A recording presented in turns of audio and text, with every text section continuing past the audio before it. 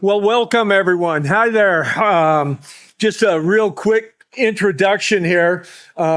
They closed the door, so I guess they're getting ready to say we got to get started here. My name is Dave Thompson, and I'll kind of go over the whole history and everything, but I've been in education probably 37 years now. I taught at CocoNuts. Thank you. I taught at CocoNuts High School for 21 years. And the last 15 or 16 years, I've been as a professor at Northern Arizona University in Flagstaff, Arizona, and actually taught teachers how to teach. I started a program called NAU Teach, which is training secondary math and science teachers. And during that time, all along, I started a robotics team. So, it was great sitting here and watching. I mean, I'm sitting here going, oh my God, I'm in awe of all of you. It's like, oh my gosh, I come from, little lonely Flagstaff, Arizona. And they all go, wow, you got to the weather out here. It's not what you're used to, right? And I go, no, I've never felt this thing called humidity. And they go, yeah, it's a lot cooler. I go, no, it's a lot hotter. And they go, what do you mean? I said, well, I live at 7,000 feet. We average over 10 feet of snow a year. And people go, wait a minute. Yeah, we're up by the Grand Canyon there. And of course, where all that fire's going on right now, huge 100,000 acre fire, and everything burnt the north rim of the Grand Canyon. So yeah, that's only about 70 minutes away from my house. Okay, but I don't want to get started on this. What I need you guys to do for me, if you will, I want you to just kind of close your eyes for a second. Okay. Your eyes aren't closed, but okay, close your eyes for a second here. And I want you to think about something. I want to think about your team. I want to think about some crazy story I want you to think about those times that you're working with the kids and go, oh my God, I cannot believe they did this. Okay? Oh my gosh, they would never do something like this. Do you have some of those stories? Do you have a few of them? Okay. What we're going to do is we're going to share some of those for a second. Okay? So if any of you had a similar experience, I want you to stand up. Okay? So I'll give you just a couple of mine. How about during that first year? Did any of you have your kids ride the robot cart down the stairs? Yes, stand up. Stay standing up. Stay standing up there, right? It happens. Okay? Yeah. How many of you heard the phrase, well, it worked in CAD? Stand up. Oh, I thought I'd get a couple of those. Yeah. How many of you had gone to the competition and your kids come and say, Mr. T, I forgot my underwear.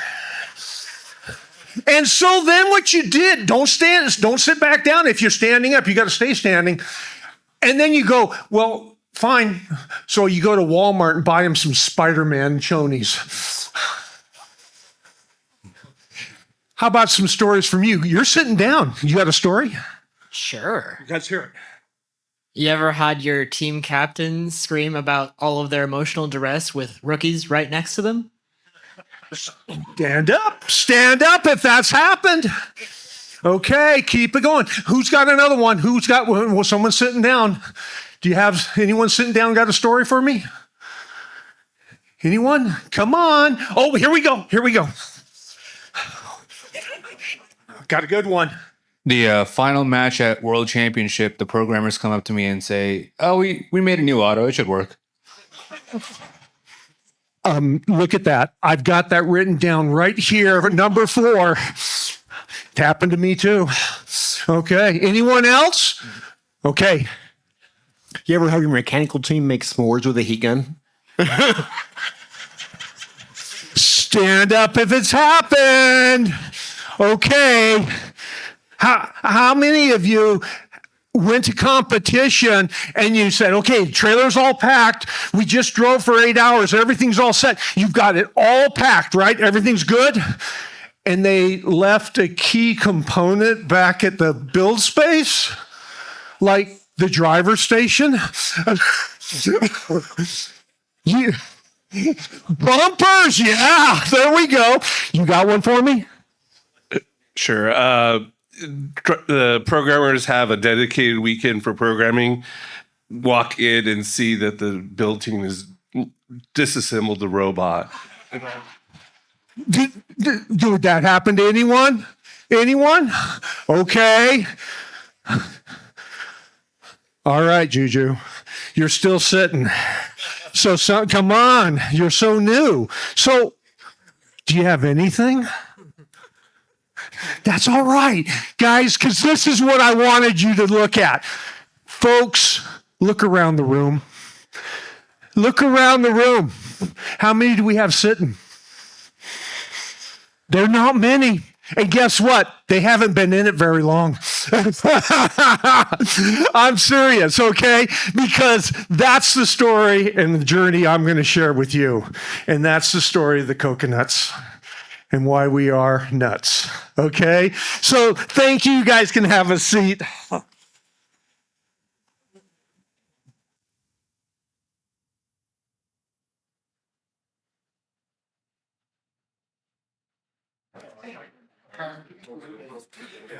I do have to tell one other story I didn't bring up here. How many of you ever had one of your students forget to bring their ID to a plane at the airport, right? All right, got a couple, but I'm going to go further with it. They were on the no-fly list.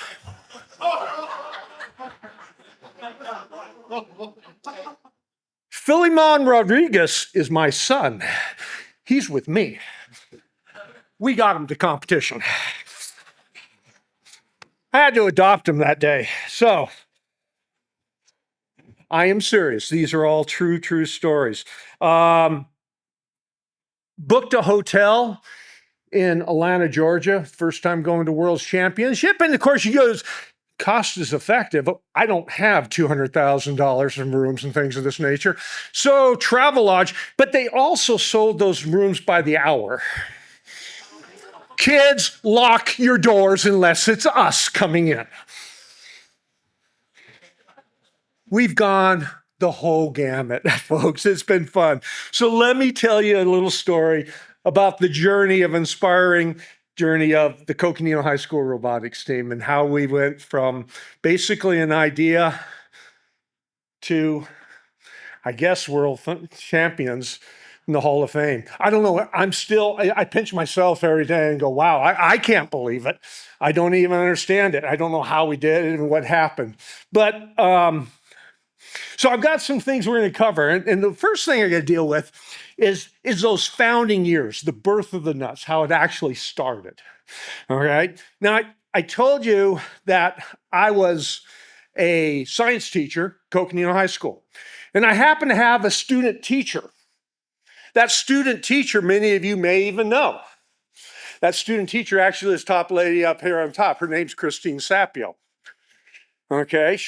And Christine Sapio is a student teacher of mine. And I was working with her and mentoring and going through, and I saw a lot of potential in this young lady. And it's one of the things that I'm really very, very proud of because I got to continue to mentor her what it means to be a mentor and continuing on that path. Today, she is a Woody Flowers champion at the world's level. And so I was sitting home one time and I got this phone call from Ann Kirkpatrick. Now, Ann Kirkpatrick is the U.S. representative for Arizona. This is in 2008. I'm going, hello? Yeah, this is Ann Kirkpatrick. And I go, who is this? Oh, okay. She goes, Dave, have you ever heard of this thing called FIRST Robotics? Nope. And he said, well, you're a leader in science education. You've started all these programs. You've done this. Will you go check it out for me? Okay. Sounds cool. When's it going to happen? Well, it's this weekend. This was Friday. Christine, you want to go check out this robot thing? What? She always says two most dangerous words. Hey, Christine. Because I come up with some stupid idea. And so I asked her, I said, hey, Christine, you want to go check out this robot thing? When is it? I'm going to leave in about 30 minutes. Okay, I'm not doing anything. Let's go. So we drove down and we went and checked out a kickoff. I was blown away. All these teams coming up to me. You could start a team. You could do this. Whoa, whoa, whoa. I don't have any kids. I don't have anything. No, you can do this. You can get it going. Okay, let's see what's happening here. And this was during the season, rack and roll for some of you old farts like me. Okay, rack and roll.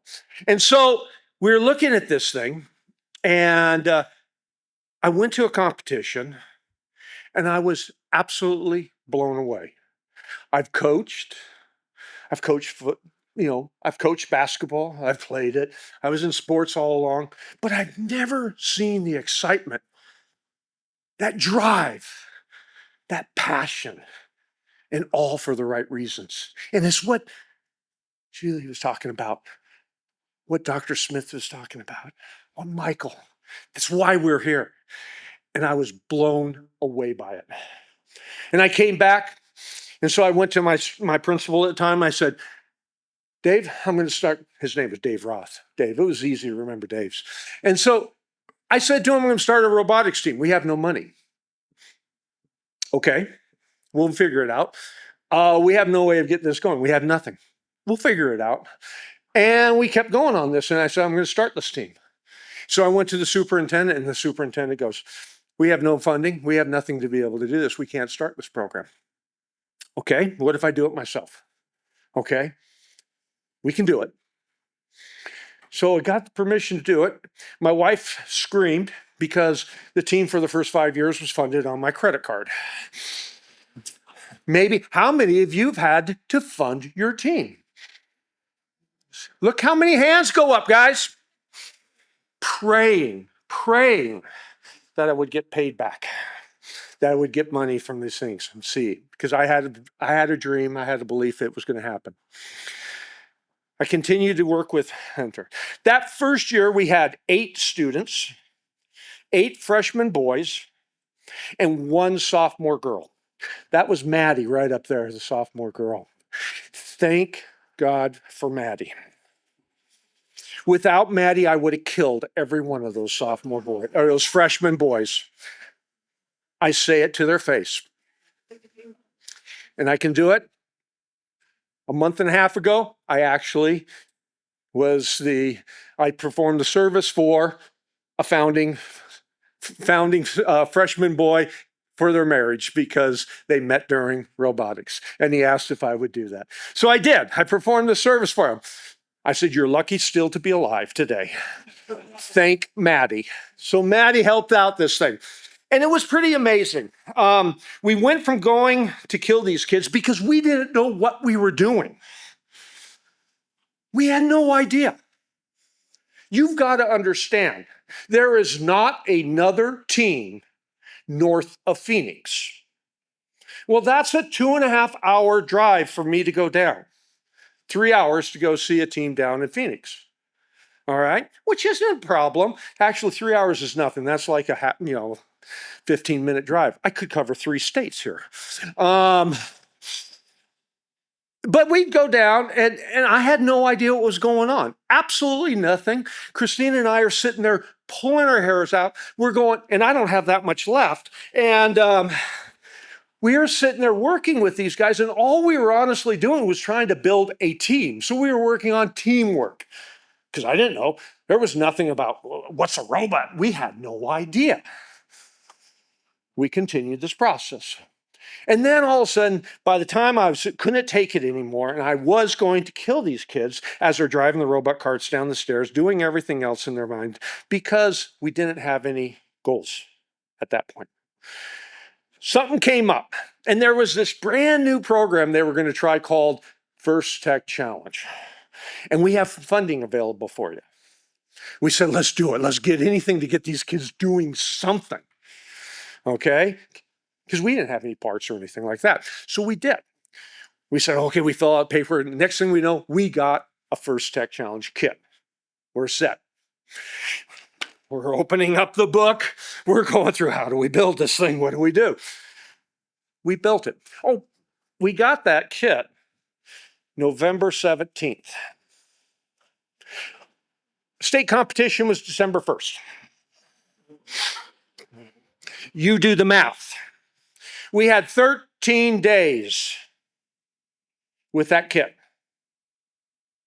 13 days. Anything's possible with First. We took that kit and we had 13 days with that first spot. Then we had December 1st come down. We had to drive to Phoenix. We drove in a blizzard. Today, they wouldn't even let us leave. They'd say, no, you're staying. We drove down. We actually got stopped along the way because we couldn't go any further. It was funny. We actually put up tarps and everything so people could actually go to the bathroom. As we're driving down to Phoenix, we arrived 3.5 hours late. It took us 6.5 hours to get down to Phoenix. When we get there, and as we're driving down and sitting there reading through things, the kids go to me and they say, hey, Mr. T, Ms. Sapio, do you realize we have a judging interview? What? What do you mean? Yeah, there's a judging interview. What are you supposed to do? Well, it says we got to tell them, about our whole journey and everything. I said, okay, just go in there and don't embarrass yourselves. Quote unquote. Don't embarrass us, don't embarrass the school, and tell them your story. Just tell them your story. Okay? So that happened, and we played the game. We actually played the game. And our first bot was this guy right there, little 529. Okay, we called him RoboPup. He was so cute. They go, you should win the cutest robot award. Okay, Maddie's putting the thing together. We're working on RoboPup. And we did this. And we played the game. We did all right. Because there was other bots that were better and all this. And it was great. And we continue to play the game. And they get to awards. Okay, they get to the awards. And Christine and I are sitting there. Oh, God, thank God we had something to do with these kids now.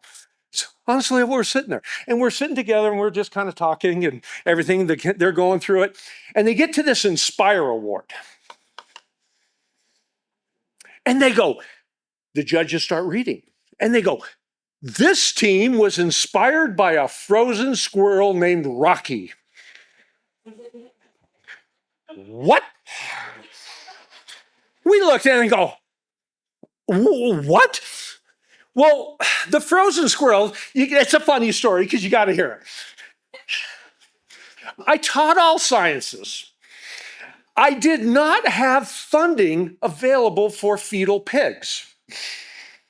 And I was in teaching biology and everything, but I could get squirrels and I had them in the freezer. Please don't get angry, okay? But they made great introductions so I could go through musculature and, skeletal and everything about it, don't differ. I said, okay, cool. And the kids found them. And once the kids found them, they wanted to be called the frozen squirrels. Thank God for Christine, because she says, do you understand when you come up with a name, it's branding. You're going to keep that name. You want to be the frozen squirrels? Yeah. Maddie's like, no.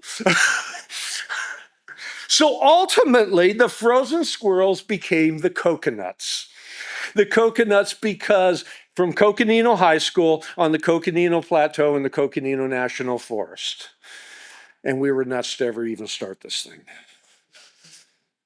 So we get through with this and they start talking and they go, this small team was inspired by a frozen squirrel named Rocky. And we go, great. And they win the Inspire Award. And we go up to the field. We stand there in this field and we're going,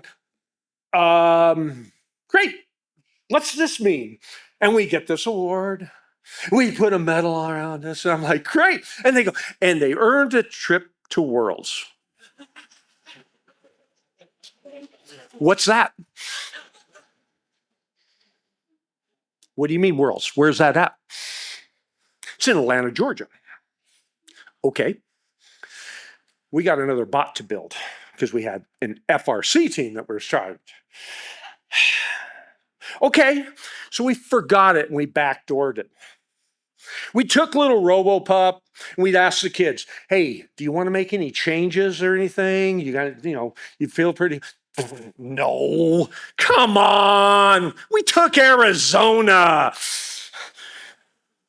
We can take the world. Okay. That's what you want. Okay, so we did it. So we sat there and we started our FRC season. Overdrive kind of went around. Another funny story about the nuts. You know why you can't use any noise makers on your robot?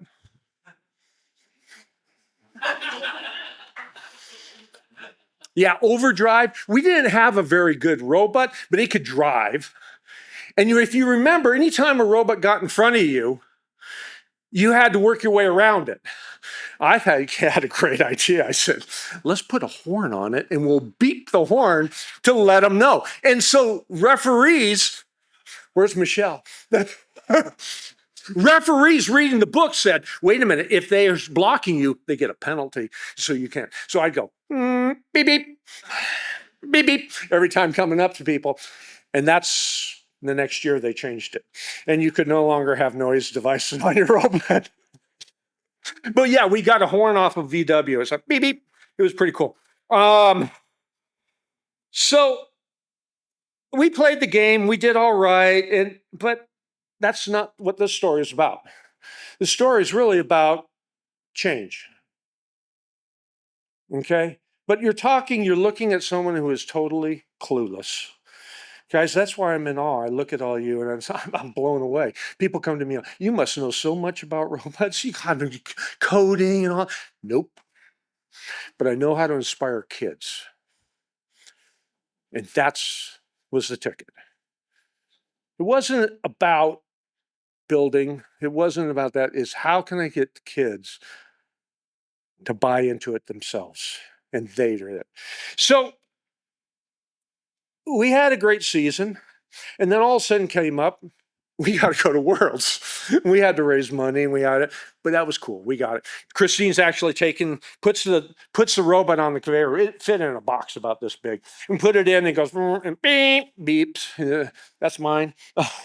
Goes through, and thank goodness the regional director was on that flight too. They said, "No, it's a robot. You're fine. You can let it go." All the batteries or anything was in luggage and stuff like that. It was great. But we go to Worlds, and World Championship is in Atlanta, Georgia. And in fact, there's RoboPup playing in his first match, and it was so funny. Take a look, because RoboPup is kind of little. In its very first match, it goes up against the Einstein daughters and burns up every single one of its motors. We don't have any other motors. We have no spare parts. We had what came in the kit. It sat for 2 days. We ended 99th out of 100. We didn't end at 100th. We ended 99th out of 100. And you know what? It was the best thing for those kids. Because something else happened at Worlds. They went through the process, they had it, and you could be demoralized by that, right? You could be shut down and say, oh God, this is terrible. But something else happened. They also, during the award ceremony and all that, for FRC, they were able to watch a team they knew of. Team 842. Falcon Robotics. Now, maybe you know of them. Some of you shaking your head, yes. Well, I know the real Freddie and Cameron very well. All right. If you've ever heard the story about the high school team that beat MIT in the underwater robotics program, that's not the real story. The real story is that Cameron and Freddie changed the culture of a school. A failing school that actually changed into a STEM magnet school through a robotics program. And our kids sat up there and they saw that. And when they saw that, they saw something bigger. And if anyone ever says, does worlds change lives? Worlds does change lives. I was talking, this young lady. It does. And so they saw this. Yeah, the hotel selection, the motors, all that, guess what? It didn't matter. What they saw was something much bigger. And the story changed. So we got back home and we had to start thinking about growth. And so what happened is when we got back from Worlds and we did the debrief like all you're talking about, and we actually said, well, how'd this season go? And the kids all said, we want to go back to Worlds. We want to go back to Worlds by the time we're seniors. Okay, we have 4 years. We can do this. And I looked at the kids, I sat on them all like you out here, but it was only one table. And I looked at them, I only had 8, right? And I looked at them, Christine's with me, and I said to them, looked real carefully in their eye, and I said, who won the World Series last year?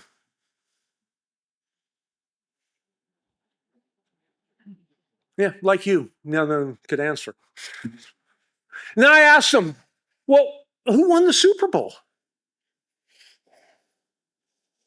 And understand, that person that I married, he actually was the quarterback of the football team at CocoNuts High School. So we're not talking he shouldn't have known. He couldn't name him who won. And I looked at him and I said, well, who wrote E equals MC squared? Oh, Albert Einstein.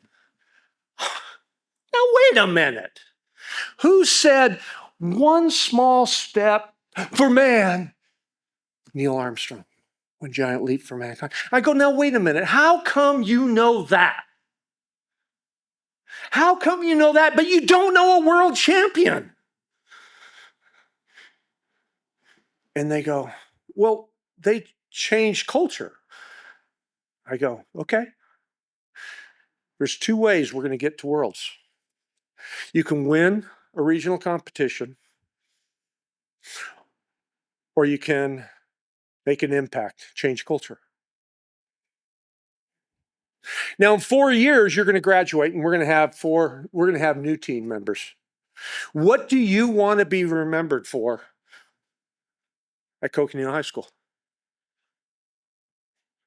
And I grabbed Christine. I said, let's get out of the room. They've got a decision to make. I said, it's you. It's your choice. I'll work with you. We'll find mentors. We'll build a robot. We can build one that'll win a competition. I don't have a problem with that. Or we can change culture. The choice is yours. You let me know what you want to do. We walked out of the room. So Christine and I walked out of that room. And we walked out of that room, came back 30 minutes later, and the kids looked at us all and they said, we want to change culture. And I said, then let's start today. There is no robotics programs in Northern Arizona. None. Let's make it happen. And that was the birth of our mission statement, that we were not going to allow any team to, one, not have the support that we did. We shouldn't have, I forgot one other. How many of you wanted to quit halfway through your season the first time? How many of you wanted to just say, I cannot do this anymore? Well, Christine and I were there every night crying on each other's shoulders, going, why are we doing this? For what reason? And they continued. But you know what? We wanted to change culture. And we said the only way we're going to change culture is start changing it at home.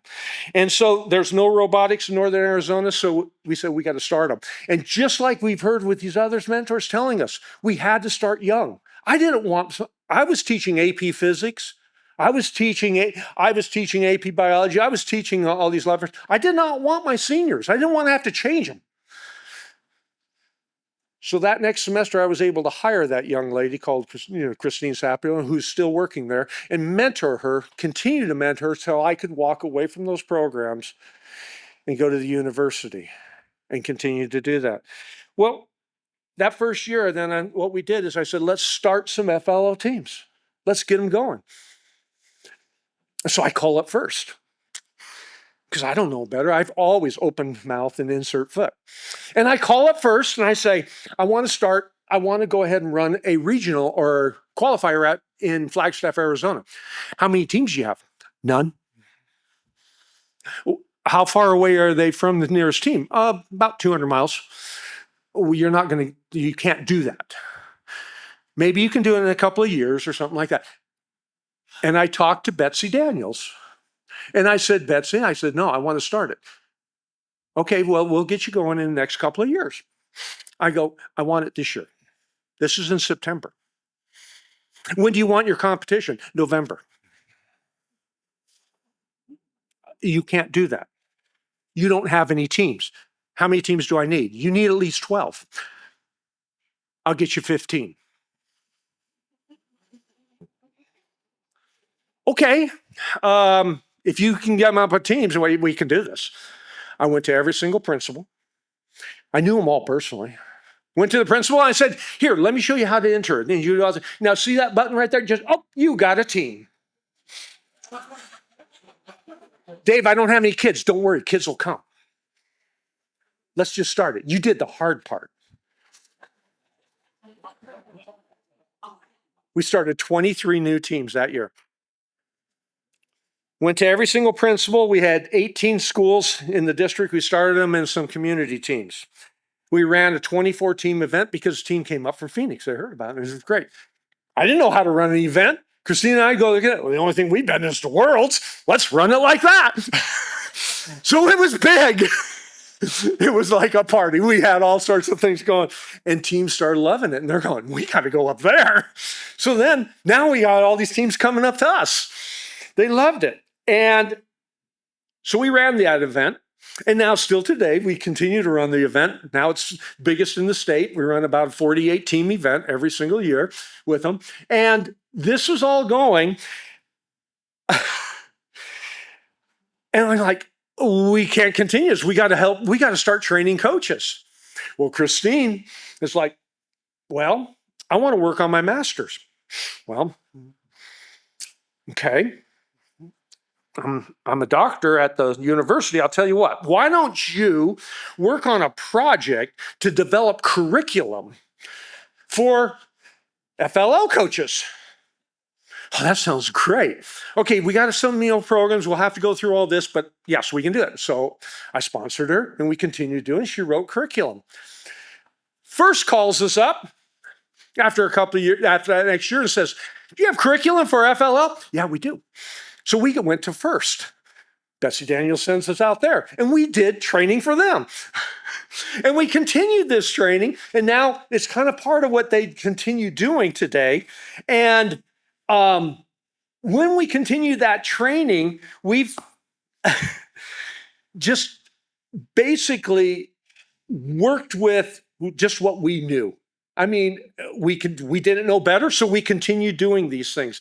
We had limitations. We did not have funding and anything like that, so we just went ahead and we overcame them. That next year, 2009, we actually won our first regional chairman's award as a second-year team. When the judges looked at us, they go, this team has something special. I don't know. Maybe they're going to be a flash in the pan and be gone. But they saw something in us, and they took us. That was our first regional award. We received 13 more of those continuing on this journey every single year. And what happened is they took a chance on us because of a vision and a mission that no team was going to not have support, because we believed in the mission that every team would have support. They would not go through what we went through. I did not want them to stop. And there was nothing in northern Arizona. So we continued that. We continued to work with them. And then ultimately what happened is First calls us up. In 2009, 2010, I think it was, 2009, 10. And First calls us up and said, hey, there's this program FTC and it's going to die in Arizona because it's down. There's only 6 or 8 teams and we're going to lose it. Would you be willing to take it? Okay. What are we going to do?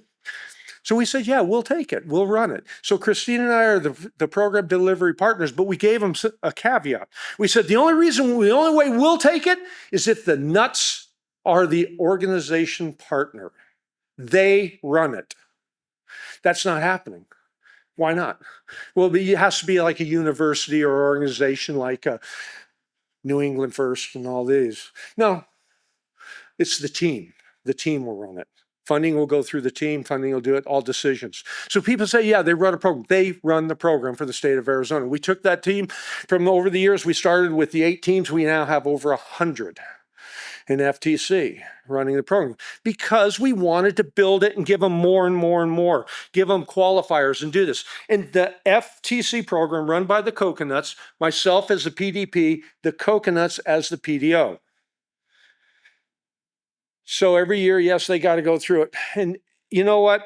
It kept going and going. There were milestones and turning points through this whole thing.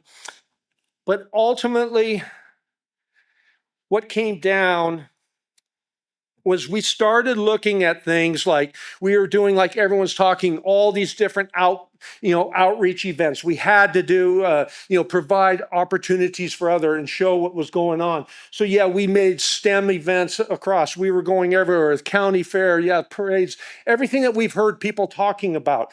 Advocacy was big. We started advocacy in Arizona, and that's at the national at the state capitol. So they've been to NAC every year doing it as well and learning the programs. And so what we've continued to do with that is they had so much stuff. It was amazing.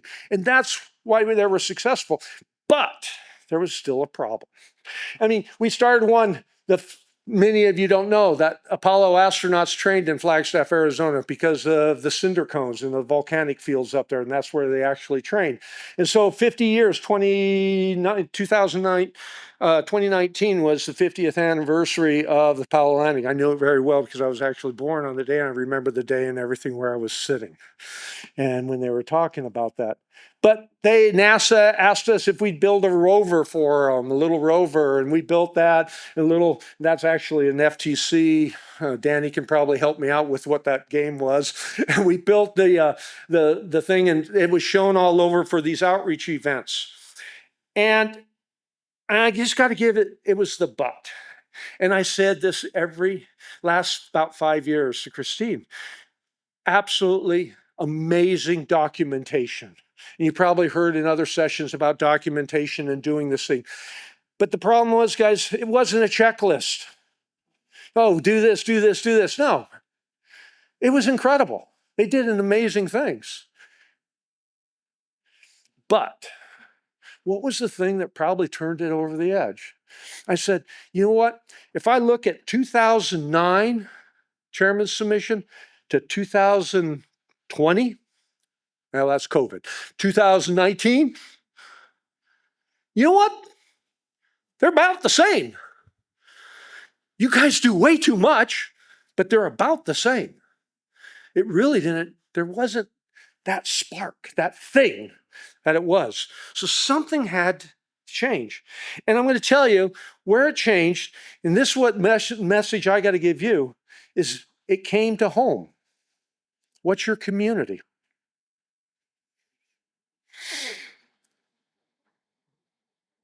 Because a third of my team is indigenous. Their home is the Navajo Nation. Now, I'd been going to the Navajo Nation for 18 years, talking to them. You got to get robotics going. And I'm going to tell you, we would drive to Kayenta, 4.5 hours away for a 15-minute presentation. Sounds great. Turn around and come home and never hear anything back. We would do it every Anytime someone asks, hey, would you come and talk to us about this? Yes, we'd go and talk to them. We talk to tribal leaders. We talk to the government. We talk to education leaders. But ultimately what it came down to is that was their home. Now the young lady sitting there, that's Elena. Elena actually lives in that home up there on the top, that Hogan. Okay? She lives in Cameron. Cameron is 65 miles from Flagstaff. Gets on a bus every day morning at 5 o'clock in the morning, usually well before the sun comes up, hops on the bus to get to Coco by 7:45. She's on the bus, 3 hours to get there, 3 hours to go home. Because she wants to be a coconut. Okay? That's the boundary of the school. Guys, you don't understand size and big. Incredible. 36% of Native Americans drop out of either middle school or high school. So like urban cities. Incredible high. What's more shocking? 0.4% of STEM workers are indigenous, 1 in 240. We know we're in a white male society. And Juju, thank you for being female and doing this, because I'm going to tell you, that's the same thing. That's why we have Christine and myself, because we work on two sides of the coin, and I can't always reach one and she can't reach one. So we work together with it. And you got to have those role models. But who are the role models for my indigenous students? And so what happened, we would continue going up. We would go up to the Navajo Nation, and we put on STEM events. And one time we were going up to this Navajo Nation, we put on a STEM event in Kayenta and Chinle area, and it was for the Miss Navajo Fair. And when we put on this one, we actually met an individual next to us. The entity was called NTEC, the Navajo Transitional Energy Company. And it's the ones that provide energy for the entire reservation. Well, folks, the reservation is huge. But what happened is when the CocoNuts and the NTEC got together, all of a sudden something happened. I sat down with them. I said, can we develop something together? But the difference was it wasn't me. It wasn't Christine. It was those young students that I had, because they came to us and said, we want to make a difference. And I said, then make a difference. Let's do it. And when I had them talking to them, all of a sudden they created something. In fact, they developed it and they patented it or trademarked it, and it's called RezBotics. All right. And it was a program for reservation schools. Well, guys, if you don't understand how big the reservation is, there's a picture. That's the four corners: Arizona, New Mexico, Colorado, and Utah. The reservation encompasses space bigger than South Virginia. It's about the size of Pennsylvania. Okay? Flagstaff sits right here. Uh-oh. It's gone. Okay, there it is. Well, Flagstaff sits right here. Cameron is right there. Flagstaff is right down here. And basically, for me to get from this side to this side, it's about 5 hours, one way. Okay, that's your distance. And so figure out Pennsylvania, how far it is to drive across. Size, people don't understand that. So how do you develop something? So what we did is we said, wait a minute, that's the actual topography of it. We went ahead and said, we'll come to you. We're going to put on events there. We'll train your coaches. We will do everything on your turf. So what we did, and text like, can you really do this? I said, I give you my word, I'll do it. And looked him in the eye and said, we will do this. But I don't have funding to do it. Can you provide the robotics kits for the kids, the schools? First partnered with us and said, we'll provide the rookie grants. You guys provide the robot kits. The nuts will provide the training. And so we would travel. To show you the travel right there, we would travel. There's Flagstaff going all the way to there, showing you the different times. All those different sites we would go to, and we train teachers. In our first year, we went ahead and we put on workshops and we trained 40 new rookie coaches. And we bought 12 new rookie FTC teams on with the 40 coaches, another 10 this year and another 15 going on this year. The CocoNuts petitioned for these grants, and we worked together collaboratively with them. And we ran the first ever all-indigenous qualifier on the Navajo Nation at Diné College. I wanted it on a college campus. So we took the kids from wherever they were, and we took them to the college. By doing so, we cut their travel time. Instead of going to Phoenix or Flagstaff or Albuquerque, we cut their travel time down by about 6 hours one way. Okay? And this is Elena saying it for sure. I'm showing my people that they are capable of far more than what they believe. And so it grew. And that program continues to grow to where I went and said, petitioned with First, and I said, could we do an opportunity where they are their own region and they can now have indigenous tribes from wherever come and compete. And so the Apaches, which are also right next to it, Navajo, the Zuni, the Hopi, and working together. Can we develop a program that can actually do it? In 2 weeks, I'll be out training students with my students, again, training teachers up there. And the idea and passion came to fruition.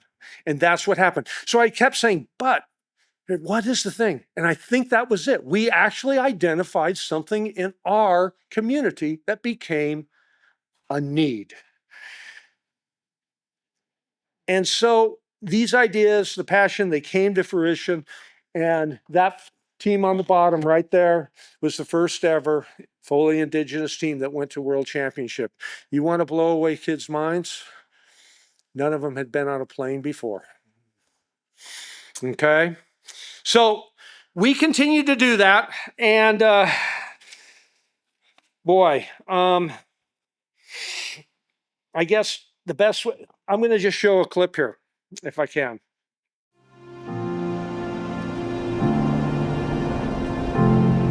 There isn't enough excitement for STEM, not enough passion. I want to break the barrier of not having indigenous people going into STEM. Yat Elena Klopfenstein inishia, Chenja Kirin Ishle, Ashiha Bashishchin, Hashkahan Zoha, Edish Chebalagana, Edish Nilla, Hastal Ada Shnachai, Kuhina High School Deanishta, Natna Hasana Dinasha. Yat Alicia Kaza Yinchte. My clans are Techni, Bilagana Katenchini, and Ake Diné. I'm a senior over at CocoNuts High School and a member of the CocoNuts. On the Navajo Reservation, there is no STEM encouragement. One of the main barriers is the lack of internet, water, funds. I had never heard of First Robotics or even the CocoNuts before. When I saw how my friends were getting involved with it, I got really interested. Everyone's willing to be kind to each other, willing to help you out. I said, I want to be one of them. I first met the CocoNuts at our local mall. I was driving the robot, shooting balls into the bins, when one of the CocoNuts said, wow, you're really good driving the robot. I was so happy and so inspired. I really did not know where I'd go to after high school or even if I'd go to college, but when I got involved with First Robotics, it definitely broadened my horizons of what I thought capable for myself. And now I'm thinking of being a tribal lawyer or an environmental engineer. What really sparked me to seeing that I can be a mentor for my people was when I got the Dean's List Award.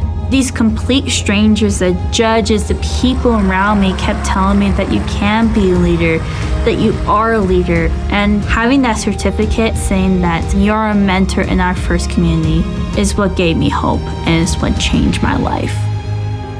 First Robotics has definitely changed mine. I've been able to inspire my siblings. I taught my little sister how to read, and she's going to be part of our first Lego League. When I saw my cousin Roger playing with the same robot that I did, it made me cry because it reminded me when I was a little girl, when I had no one to look up to. And now my cousin Roger has an indigenous person to look up to. I just want to bring that passion and that light that first RezBotics has brought into my life to my friends and family. RezBotics stands for Robotics on the Reservation. We've been able to start more than 10 first robotics teams. RezBotics is closing that gap so they don't have to leave their community and come to STEM. The goal was never to leave the reservation. This is my home. I want to help my people. My dream goal for RezBotics is to spread this program throughout all reservations throughout the nation. To support first is to encourage opportunities for kids that they never thought possible. Our stories are just beginning. Our potential is limitless. Ayehe ogone. Hagoshi, thank you for listening.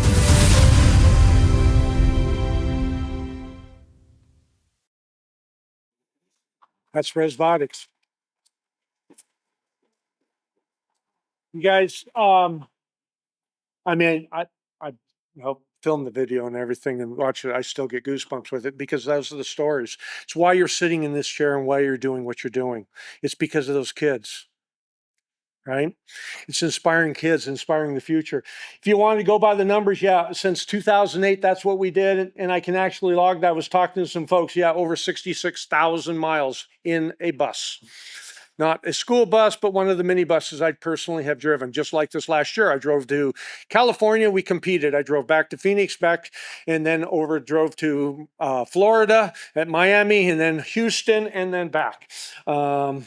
Because it's what we do. You do things for the kids, right? And we continue. But when achieving that world experience and everything is life-changing, I'm just going to show this real quickly because it's showing something that's really changed something. I want you to see two people. This team doesn't just play to the crowd, they lead the band, conducting entire first programs and hitting all the high notes of inspiration. Additionally, they're spreading the love to rookie teams, providing the support and guidance needed to thrive. They sure are silly, it must be the heat. Go nuts for CocoNuts. Many of you were there, you saw it. If you saw Christina and I, Diné and Ellie get down on the field, we didn't even realize Dean was down there. But if you look, that's us. It had been 18 years of a dream, of continuing a passion to change STEM education in northern Arizona. So, I mean, the picture, that's actually my lead driver, little Kate. She's about 4'3", and went up. But that's just it. We celebrate victory.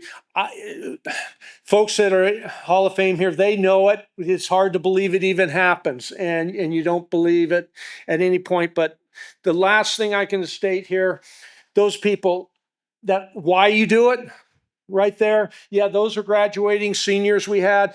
Well over $3 million in scholarships for that particular group up there. That young lady that we talked about that spoke highly, both of them, that's Alicia. Alicia is now on a full ride scholarship at the University of New Mexico studying environmental engineering. And Elena Kloffenstein, who just graduated right now, is getting ready to go to Stanford on a full ride scholarship and will be studying chemical engineering and pre-law. I don't have any kids in the system. I'm too old, okay? Why do we do it? Right there. That's why we do it. We continue to do it. We love it and work with them. These are different stuff that the Nuts have been doing. But lessons learned, I'm just going to leave you with this. Okay, long-term journey, it's a long goal, okay?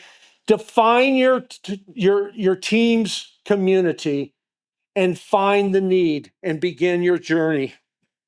Number one. Number two, okay, is passion. Make sure your kids can talk when they're in there passionately because it's their idea. My kids could talk and would be able to sit in here and talk to you right now passionately about every part of the program. The third thing over there, strengths. Play to your team's strengths. Guys, I'm never going to be the citrus circuits, okay? I have 18 team members. Guess what? We can change the world. You can change it with one.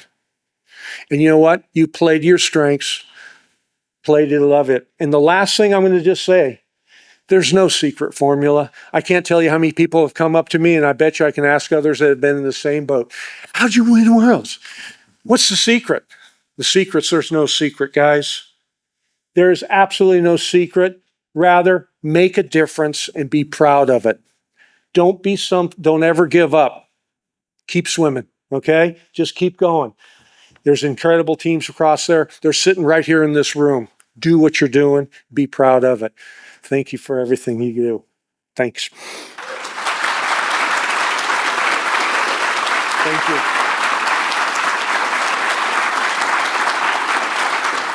I'd love to sit down. If people want questions, I was going to have questions, but I looked at the time and it looks like it's time. In fact, Sam even said to me, could you go on for 2 hours? And I said, I sure could. I hope you had fun. Guys, enjoy the day.